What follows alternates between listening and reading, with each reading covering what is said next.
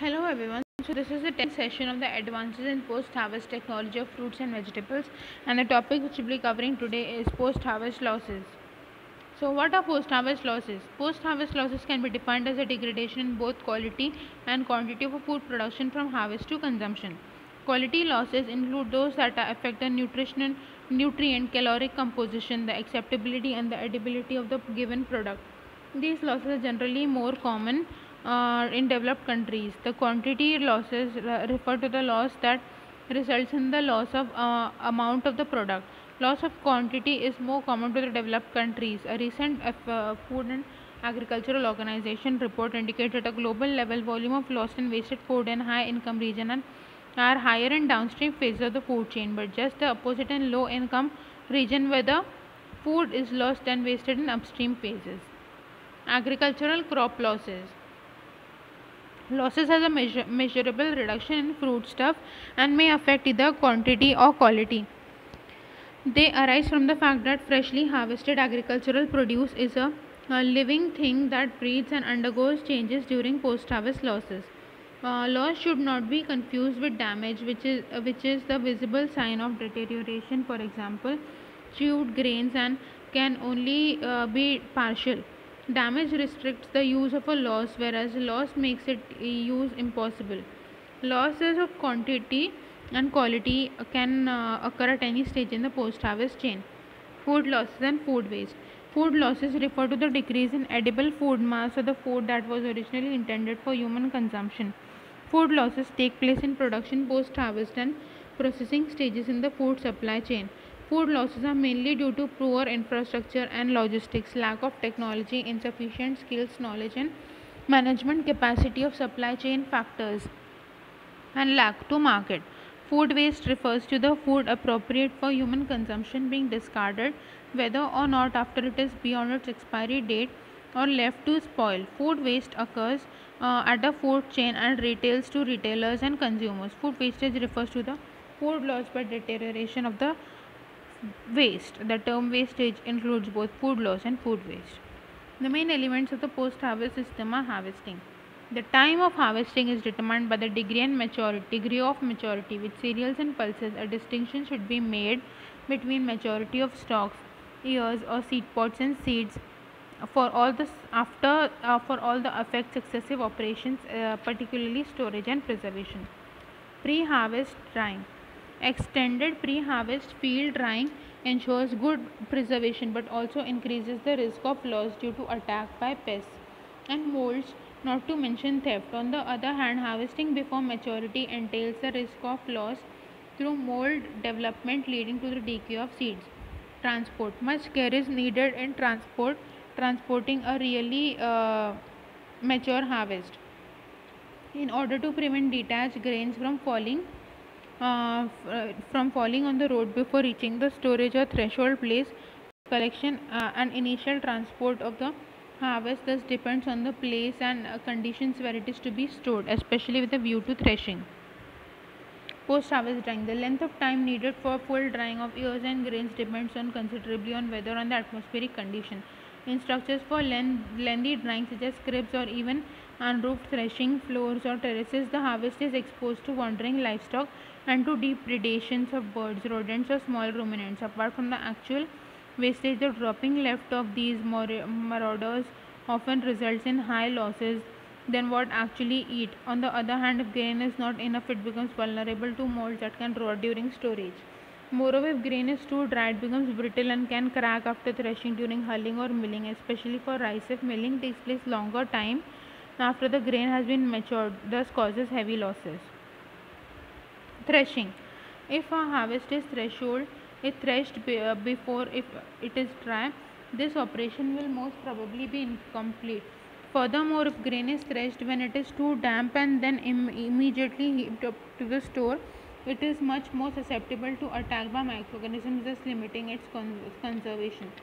Storage is the art of keeping the quality of agricultural material and preventing them from deteriorating of specific period of time beyond their normal shelf life.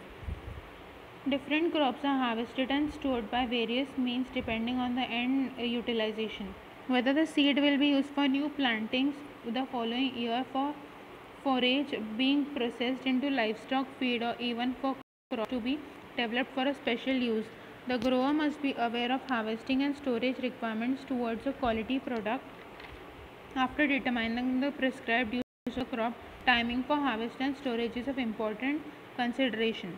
Along with the assessment of when to harvest, the farmers need to determine the method of harvesting. There are a wide range of storage structures used throughout the world to successfully horticulture produce. In general, the structure needs to be kept cool and the produce put in storage must be high initial quality. Storage is essential for the following reasons: perishable nature and of agriculture and biomaterials, provision of food materials all around the year, filling for large scale processing, preservation of nutritional quality, price control and regulation, optimization of farmers' financial empowerment, opportunity for export market. Processing. Excessive hulling or threshing can also result in grain losses, particularly in case of rice, which can suffer cracks and lesions. The grain is not only worthy less but also becomes vulnerable to insects. Marketing is a final and decisive element of the food harvest post-harvest system, although it can occur at various points in the agro-food chain, particularly at some point in processing. Moreover, it cannot be separated from transport, which is an essential link in the system. The critical factors to contributing to post-harvest losses are: post-harvest loss vary greatly among commodities and production areas and seasons. As a product moves in the post-harvest chain, post-harvest losses may occur from a number of causes such as improper handling or biodeterioration by microorganisms, insects, rodents or birds. An important factor in developed countries is that large amount of the food produced is not eaten but discarded for reasons such as it will be left on the plate after a meal or it passes its expiry date. Internal factors are harvesting, pre-cooling, transportation. The time of harvest is determined by degree of crop maturity and weather conditions. The primary causes of losses at the harvesting stage include absence of the established maturity index for some commodities and lack of maturity index for local export market. Low adoption of established indices as a price to distant market influence adoption. Poor weather at harvesting time, which affects the operation and functionality of harvesting machines or human labor and usually increase the moisture content of the harvested products. Pre-cooling loss at this stage is primarily due to the high cost and lack of availability of pre-cooling facilities, inadequate training on pre-cooling technology, transportation. Primary challenge in the transportation stage of the supply chain include poor infrastructure, lack of appropriate transport system and a lack of refrigerated transport.